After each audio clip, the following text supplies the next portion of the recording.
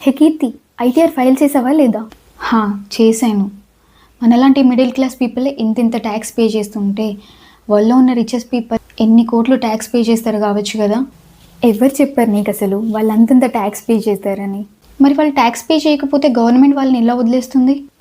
నీకు సింపుల్గా అర్థమయ్యేలా చెప్తా. ఫర్ ఎగ్జాంపుల్ ఎలన్ మస్క్ గారినే తీసుకుందాం. ఈయన 2021లో $11 బిలియన్ ట్యాక్స్ పే చేశారు. అదే లాస్ట్ ఇయర్ చూసుకుంటే జీరో ట్యాక్స్. కానీ టెస్లా కంపెనీ ప్రాఫిట్స్ వచ్చి $2.3 బిలియన్. కానీ ట్యాక్స్ పే చేసింది మాత్రం ఒక్క రూపాయి కూడా లేదు.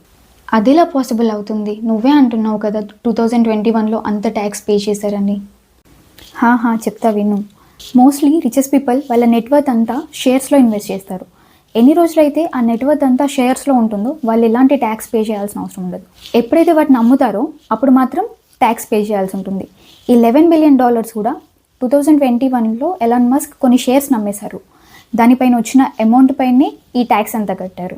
సరే, వాళ్ళ నెట్వర్త్ అంతా షేర్స్లోనే ఉంటుంది, వాళ్ళ షేర్స్ నెంబర్ అంటున్నావు.